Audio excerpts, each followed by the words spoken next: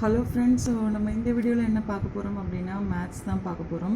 So அதில் first வந்து நம்ம எல்சிஎம் அண்டு ஹெச்சிஎஃப் வந்து பார்க்க போகிறோம். ஸோ நம்ம ஆல்ரெடி வந்து சிம்பிளிஃபிகேஷன் பற்றி ஃபார்முலா பற்றி ஒரு வீடியோ போட்டிருக்கோம். ஸோ அதை நீங்கள் பார்க்கல அப்படின்னா நம்மளோட சேனலோட ப்ளேலிஸ்ட்டில் நீங்கள் ஆப்டிடியூடில் போய் பார்த்துக்கலாம். ஸோ இந்த சம்மில் என்ன கொடுத்துருக்காங்க அப்படின்னா 36 மற்றும் 156 இந்த ரெண்டு எண்களோட மீபி வந்து 12.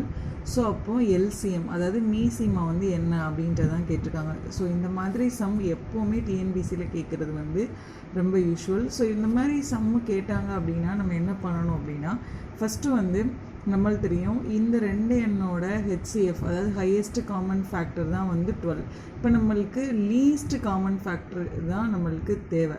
ஸோ அப்போ நம்ம என்ன பண்ண போகிறோம் அப்படின்னா இந்த ரெண்டு நம்பரையுமே வந்து மல்டிப்ளை பண்ண போகிறோம். ஸோ மல்டிப்ளை பண்ணிட்டு இந்த ஹையஸ்ட் காமன் ஃபேக்டரால் டிவைட் பண்ண போகிறோம். ஸோ அப்போ நம்ம 36 அண்ட் 156 வந்து நம்ம வந்து மல்டிப்ளை பண்ணோம் அப்படின்னா நம்மளுக்கு 5616 வந்து வரும். ஸோ இது இதோட மல்டிப்ளை வேல்யூ. ஸோ இதை 12ஆல் நம்ம டிவைட் பண்ணோம் அப்படின்னா நம்மளுக்கு என்ன வேல்யூ வரும்? ஸோ 468. ஸோ இதான் வந்து ஆன்சர். ஸோ அப்போ எல்சிஎம்மோட வேல்யூ என்னன்னு கேட்டாங்கன்னா 468. ஸோ இந்த மாதிரி சம்மு கேட்டாங்க அப்படின்னா ரெண்டு நம்பரையும் மல்டிப்ளை பண்ணிட்டு அந்த ஹெச்சிஎஃபோட வேல்யூ வந்து டிவைட் பண்ணிடுங்க. ஸோ அவ்வளோதான்.